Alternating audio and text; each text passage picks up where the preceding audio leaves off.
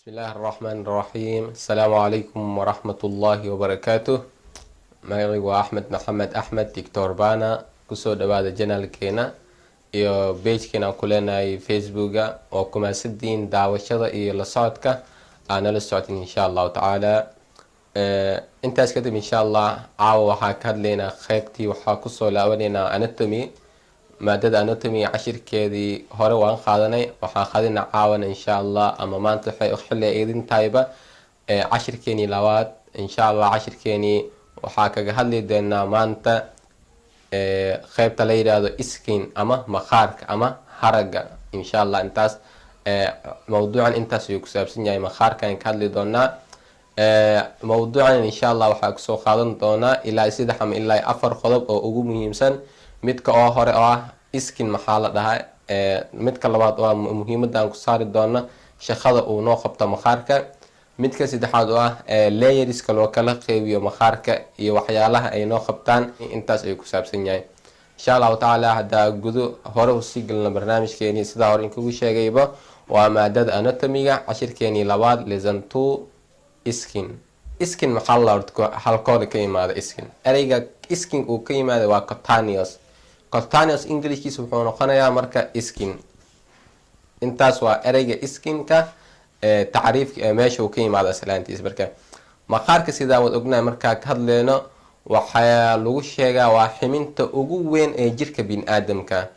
waa ximinta ugu weyn ee jirka biniaadamka sababtoo ah maqaarka xibin walba oo jirkaaga waxaa ku dahaaran maqaar. xibin walba jirkaaga meel allaala meesha ka fiirisid waxaa ku dahaaran maqaar. sidaa darteed waa ximinta ugu weyn ee jirka biniaadamka. waxaana lagu qiyaasaa jirkaaga dhan markuu maqaar yahay waxaa lagu qiyaasaa qiyaas ahaan 20 square meter ah, 20 feet square inuu yahay. squarekaaga maqaarkiisa waxawaaye 20 feet waaye.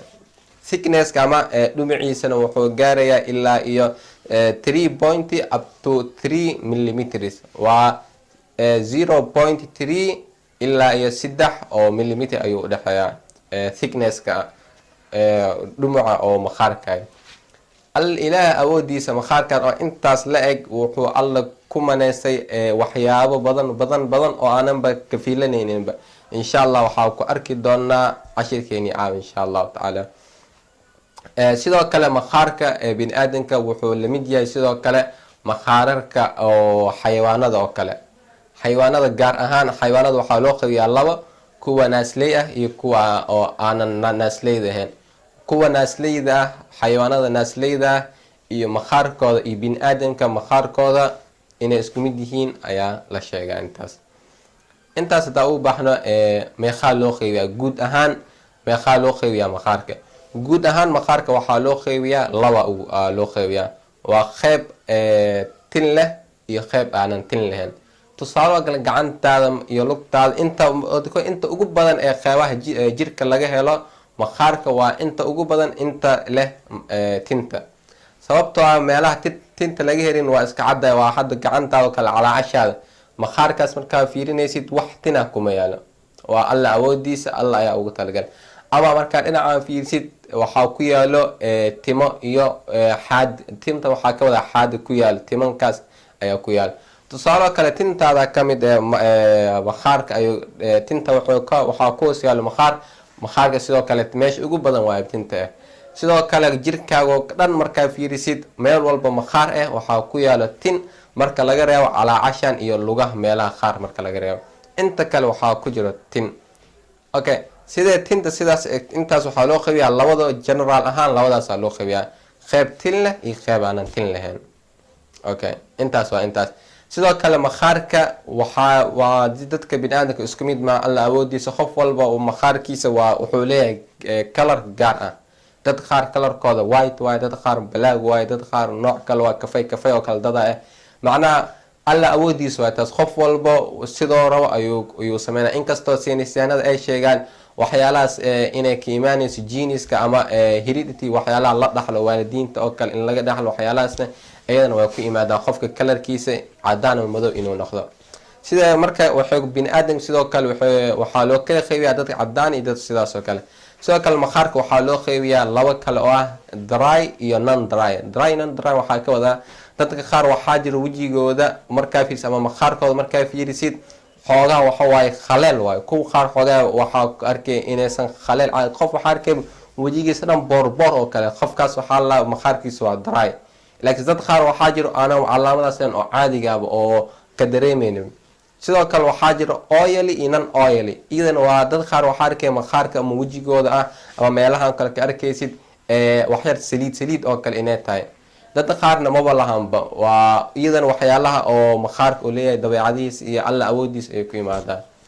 intaasi waa qeybaha. laakiin waxaa jira 3 qeyb oo caan ah oo ugu muhiimsan ee loo qeybiyo maqaarka, waana sida isku horeeyaan koowaad, labaad, saddexaad.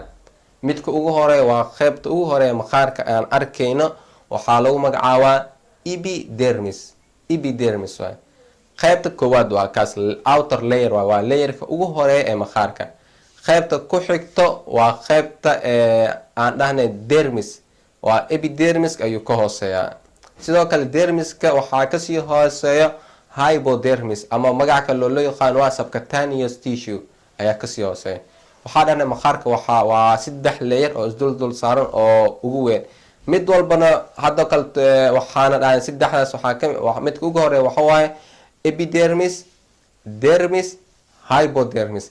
3daanba waxaa mid walba waxaa hoos imaanaya layero iyo cells iyo mid walba waxyaalo laga hela ayaa hoos imaanaya. markaa soo qaadana dermiska lakabka ugu horeeya oo ah dermis, qeybta ugu sareeya maqaarka mar walba aragnaa. dermiskan marka wuxuu ka kooban yahay 3 cells ayaa ku jiro. 3daas cells waxaa kamid ah keratinocytes, melanin iyo linear cells kuwa ah immune cells kuwa ah. mid hadaa soo qaaday midka melanocytes waa qeyb kamid ah qeybabka hoos imaada epidermis. epidermiskana waa qeyb kamid ah, waa layerka ugu sareeya ee maqaarka. melanocytes muxuu qabtaa? melanocytes waa wuxuu soo deeyaa melanin. melaninkaas waxay sameynaysaa jirka biniaadamka khaasatan maqaarka, waa qeyb maadada siiso kalarka. maadada siiso maqaarka waxaa la yiraahdaa melanocyte melanin, waxaana mas-uulka melanocytes ayaa kamid ayaa marka. sidoo kale waxaa jiro keratinocytes. keratinocytes magaceeda kale waxaa la yirahdaa skin cells. maxay tahay skin cells? maxay noo qabtaa? waa iyadana waa xuub kaasoo jirka ama ka difaaca maqaarka qoraxda zaaidka ah iyo ultravioletka iyo water losska, pathogenska sida bacteria, fungi, virus, waxyaalahaas bacteriadaas oo galdhan in ay jirka usii gudubto waxa ka difaacayo waa maqaarka, khaasatan keratinocyteska qeybtaas ah ayay zaaid usii difaacaysaa. intaas virus iyo fungi iyo bacteria iyo waxyaalahaas oo dhan waxaa naga difaaco maqaarka. maqaarka qeybta ee kaga sii difaacdo waa outer layer epidermis, khaasatan keratinocytes meeshaas ayaa lagu difaacaa. sidoo kale immune cells ayaa jiro. immune cells waa salal ayagana difaac, waxay mas-uul ka yihiin waxyaalaha infectionka iyo waxaas inay jirka ay ka difaacaan maqaarka. okay, intaas waxaa ugu baxnay qeybta epidermiska, waa layerka koowaad ee maqaarka. kadib waxaa galaynaa dermis. dermis waa lakabka labaad ee maqaarka uu leeyahay. dermis maxaa marka? dermiska waxaa laga helaa blood vessels ayaa laga helaa, xididada dhiiga meeshay maraan, meeshaas waa dhiiga xididiisa waxay maraan qeybta la yiraahdo dermis. sidoo kale waa meesha kasoo baxda tinta ayay kasoo baxdaa. tintaas waa higher follicle ayaa la meesha tinta maqaarka meesha kasoo dhalata waa qeybta la yiraahdo dermis. sidoo kale waxaa jiro sweat glands, waa qanjirada qanjirada soo daaya dhididka. dhididkaasina meesha qeybta uu ka yimaado jirka, khaasan wuxuu ka yimaadaa maqaarka. qeybta kasii imaado waa qeybta loo yaqaano dermis. sidoo kale waxaa jiro nerves, waa dareenya meesha laga helo dareen wadayaasha, dareenka qofka biniaadamka meelaha waxay kamid yahay dareemayaasha ayay kamid tahay maqaarka. maqaarkaasina qeybtaas ee biniaadamka wax ku dareemayo nerveska ku jiro waa qeybta aan dhahnay dermiska.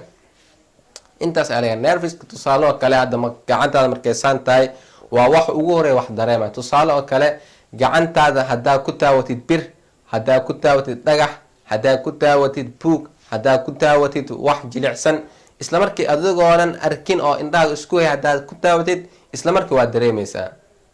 sababtaas macnaa dareenkaas inuu dareemo waxaa ku jiro gacantaada nerviskaasna waxay kaga jiraan qaybta la yiraahdo dermiska. waa qayb ka mid ah maqaarka lakabka labaad.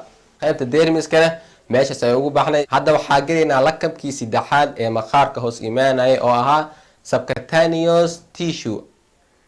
subcutaneous tissue magaca kale loo yaqaan waa hypodermis.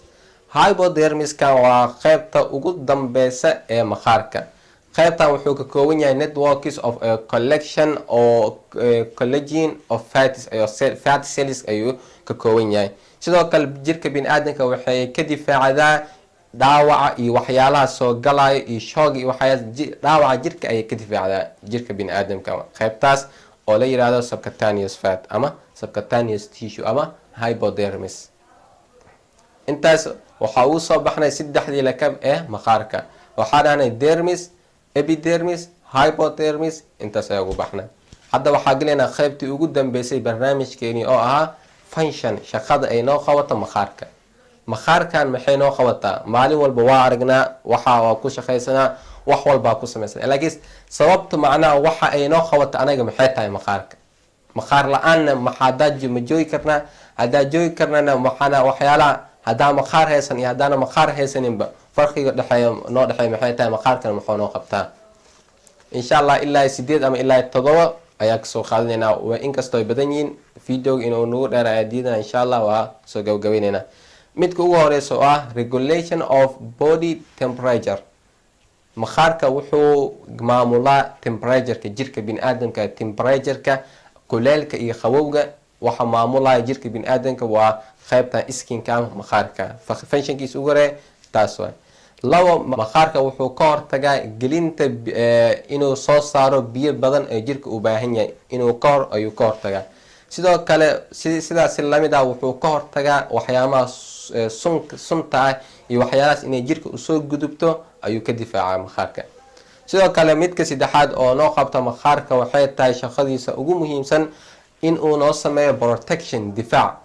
sidaa waad ognahay intaan oo dhan gacantaada hadii lagu fiiriyo under microscope waxaa laga helaa intaasoo bacteria, intaasoo ilma aragtaa oo jirka hadii maanta maqaarkaaga la-aan ee ahaa lahayd ay noo keeni lahayd cuduro aad iyo aad u fara badan. sidaas maqaar la-aan haddaa ahaa lahayn macnaa xibin walba oo jirkeeni kamid ah waxay aad u sahlanaan lahayd in ay soo galaan wax walba oo cudur ah, wax walba bacteria. ilaan wax naga difaaca male. hadda alxamdulilah allah ayaa ku mahadinaynaa oo noo sameeyay maqaarkan.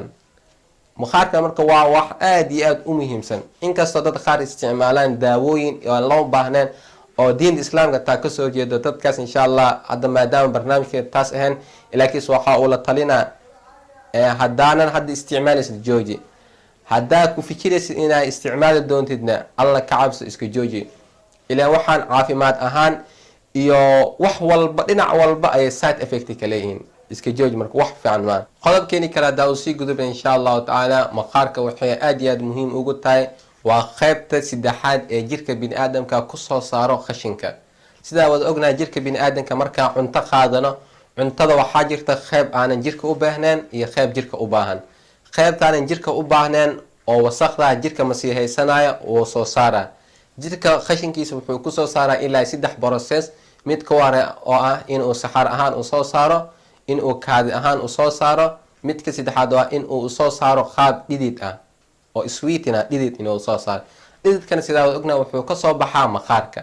markaa si fiican u fiirisid maqaarkaaga wuxuu leeyahay dulduleelo yaryariisa. meeshaas waa meesha ee jirka biniaadamka ee kasoo baxayso sweet glandiska, waa qanjirada dhiiga meesha oo dhididka, meesha dhididka soo baxayo waa meeshaas sweet boriska oo dhibcaha jirka oo maqaarka.